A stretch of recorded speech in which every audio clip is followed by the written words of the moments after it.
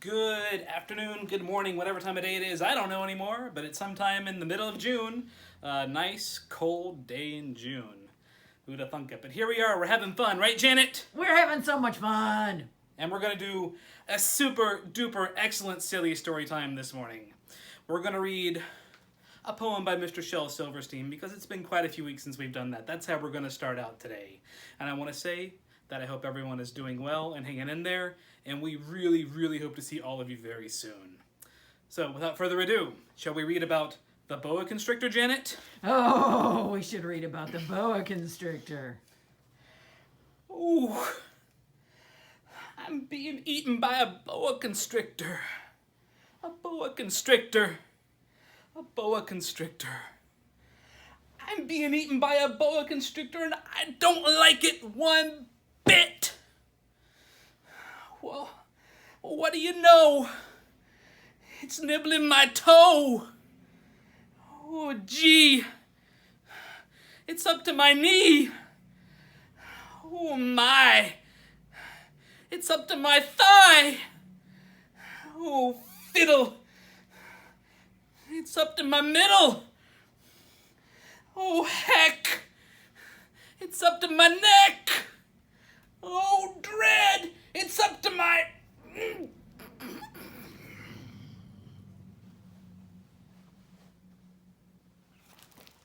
So that's a very short, sweet, and silly poem by Shel Silverstein, who we all know and love, and who I have to say was one of the many inspirations and mentors, well, not mentors, inspiration's a better word, for the author of our next book, Mr. Al Yankovic, whom some of you may know better as Mr. Weird Al Yankovic, infamous parody singer-songwriter, and also, as it were, the author of children's books. This one, Me and My New Teacher, is dedicated to all of y'all who are going to bring back to school very soon this fall.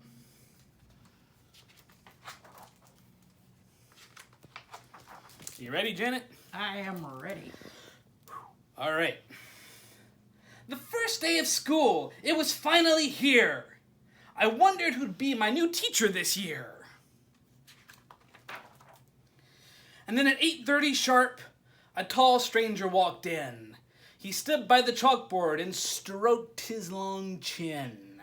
He said, "I'm Mr. Booth, and I'm happy to say that I'll be teaching you all about fractions today. Now open your textbooks to page number 3. And that's when he stopped and stared right at me. He said, "You, young man, why is that filth on your shirt? You can't come into my classroom all covered with dirt." And I said, "Hi, nice to meet you, sir. Billy's the name. See, a funny thing happened before the bus came. Well, I was digging to China out in my backyard, and I almost was there when I hit something hard. I dug and I dug and I dug a bit more, and I discovered the skull of a real dinosaur. And I would have cleaned up, sir, but hey, I'm no fool. I just couldn't be late on the first day of school." For a second or two, Mr. Booth kind of froze, and then he walked up to me and he looked down his nose. "I don't tolerate nonsense, no, not 1 degree. And your story sounds highly unlikely to me." "Well, of course it's unlikely," I said. "Oh, by far, the awesomest things in the world often are. For instance, this friend of my third cousin Ned's got a farm where the dairy cows each have 2 heads. That's so highly unlikely, the tourists all stop just to take their own pictures at $3 a pop." "Completely ridiculous," sneered Mr. Booth. "Please stop wasting our time and just stick to the truth." "Well, the truth can seem crazy, like that day in June when my grandfather famously walked on the moon. And he played ukulele while flying a kite. It was in all the papers. You've heard about it, right? You know what? My grandfather even implied Someday he might take me along for a ride. And then the class started cheering, take us too! And then Mr. Booth bristled and snapped, that'll do, pure poppycock. Class, please be quiet, be still. He's not going up to the moon, and he never will. That's all right, I told him. The moon is okay, but I've been to a much cooler place anyway. I just went on vacation with my dad and mom to an island somewhere between Norway and Guam, where the blueberry muffins grow right on the trees, and you flip inside out every time that you sneeze, and the rabbits say moo and the poodles go neigh, and the traffic light colors are pink and blue and gray.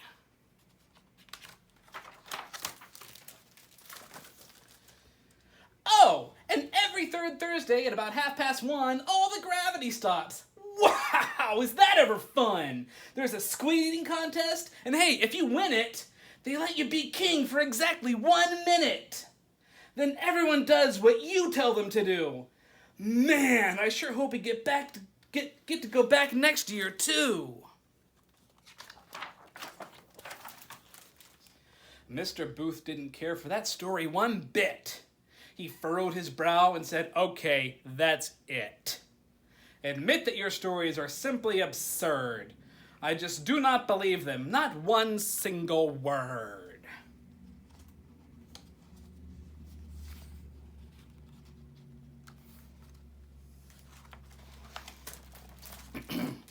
And then I cleared my throat and I said, well, sir, just 'cause you don't believe doesn't mean it's not so.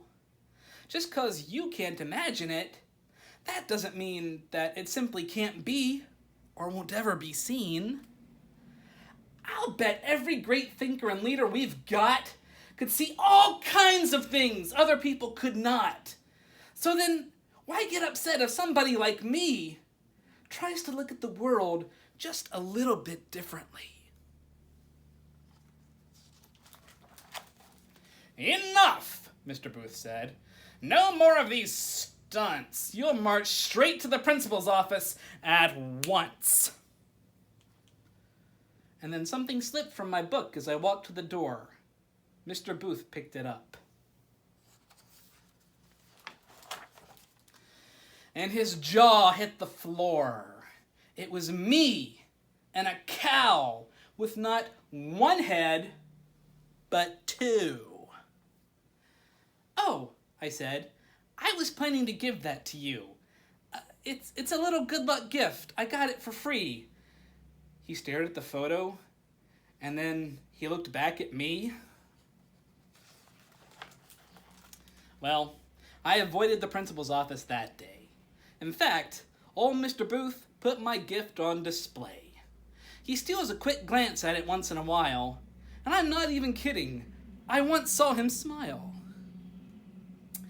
We should get along fine, and it's certainly clear there's a lot we'll be teaching each other this year, like how all of my stories are perfectly true. Except for, well, maybe just one detail or two.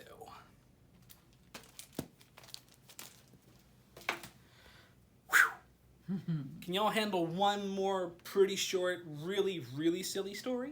Yes, Dave, yes. Yes? One more story. One more story? We want stories. You want stories? We want stories. Wow! In that case, boys and girls, friends and neighbors, I have one to share with you that I recently just stumbled across. I've never read this one to anyone before. So this is everyone's first time getting to hear this one. It's called Piranhas Don't Eat Bananas. You think that's true, Janet? I don't know. I've never tried to give a banana to a piranha. Really? You haven't? I haven't. Huh. I just never had the banana in my pocket when I was with the piranha. Well, who'd have thunk it? I know. Well, let's find out. Let's find out.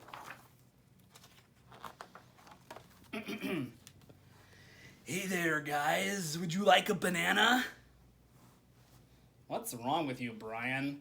You're a piranha. Well, how about some silver beet? Are you serious, Brian? We eat feet.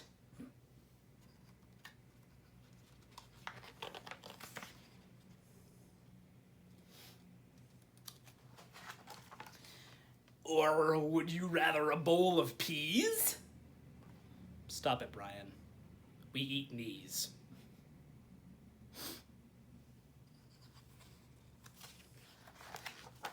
Well, I bet you'd like some juicy plums.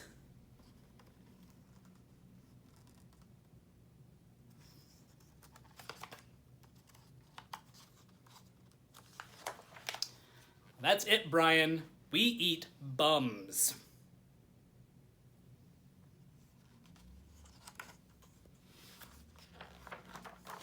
We don't eat apples. We don't eat beans. We don't eat veggies. We don't eat greens. We don't eat melons. We don't eat bananas. And the reason is simple, pal. We are piranhas.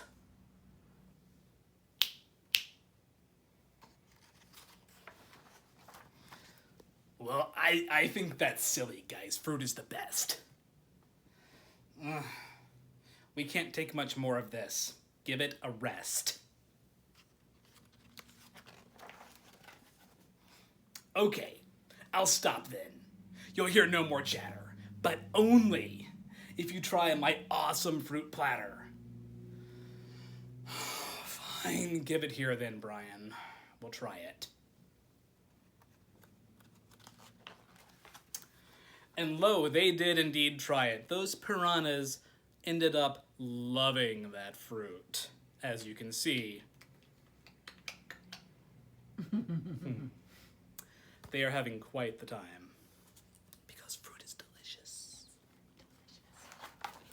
So, what did you guys think? Is it yucky or yum? It's very nice, Brian. We definitely liked it. Definitely, most definitely, but to be honest, we still prefer bum. All right, friends and neighbors, boys and girls of all ages, that's all the time that Miss Janet and I have for today. We'll see you again soon. Stay well, stay healthy. Peace. Peace.